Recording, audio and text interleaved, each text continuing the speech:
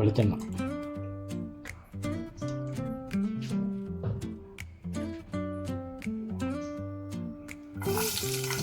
വെളുത്തുള്ളി, ഇഞ്ചി,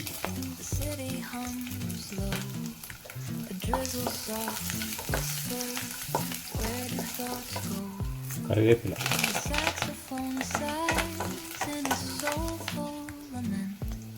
സവോള,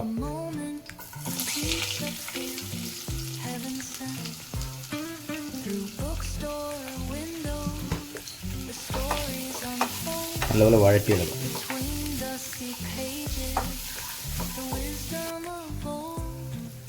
മഞ്ഞൾപ്പൊടി, മീറ്റ് മസാല, പച്ചമല്ലി അരച്ച്,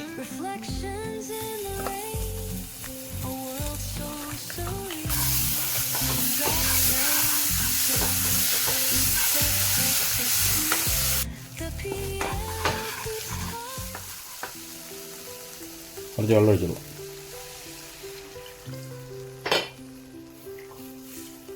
എടുത്ത് വെച്ചിരിക്കുന്ന തേങ്ങയുടെ 2 പാൽ ഒഴിച്ചു കൊടുക്കാം.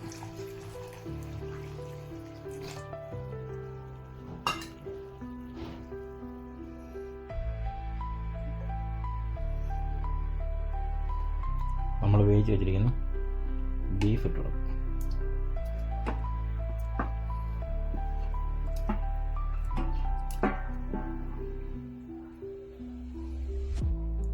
ഇത് തേങ്ങാപ്പാലിൽ ഒന്നുകൂടെ കിടന്ന് വെന്ത് ഈ 2 പാല് നല്ലപോലെ കുറുകി വരണം. എന്നിട്ട് നമുക്ക് 1 പാൽ ഒഴിച്ച് കടുക് താളിച്ച് ഓഫ് ചെയ്യാം.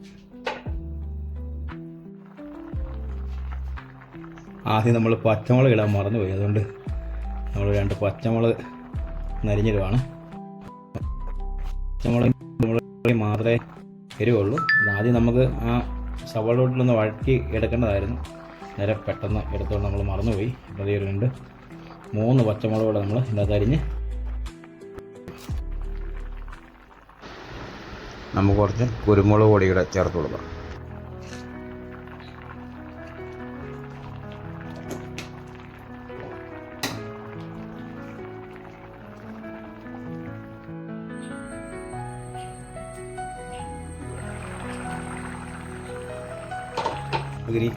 നമുക്കിനി തേങ്ങയുടെ 1 പാൽ ഒഴിച്ച് കൊടുക്കാം. എന്നിട്ട് തിളപ്പിക്കണ്ട, നമുക്ക് എന്നിട്ട് ജസ്റ്റ് ഒന്ന് ഇളക്കിയിട്ട് തീയാൻ ഓഫ് ചെയ്യും. നമുക്ക് അതിന് കടുക് താളിക്കാനുണ്ട്. പാൻ വെച്ചിട്ടുണ്ട്. ശേഷം ഓയിൽ ഒഴിച്ച് കൊടുക്കാം. എണ്ണ ചൂടായി നമുക്ക് കടുക് ഇട്ട് കൊടുക്കാം.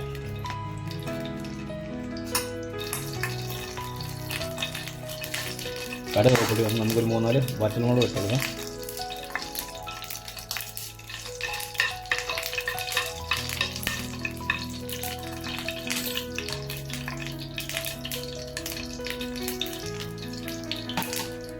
കുറച്ച് ഉള്ളി അരിഞ്ഞിട്ട് കൊടുക്കാം.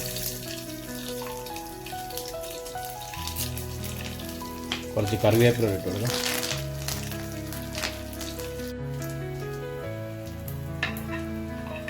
നമ്മൾ കടുക് താളിച്ച് നമുക്ക് കറിയിലേക്ക് ഒഴിച്ച് കൊടുക്കാം.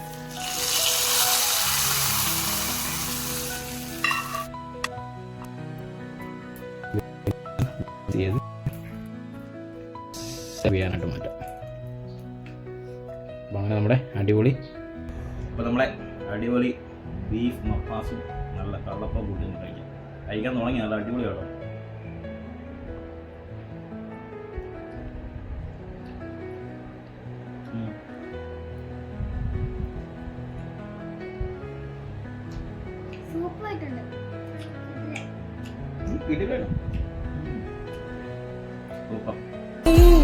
பொழுது கடவுள் தன் முகம் பார்த்த பொழுது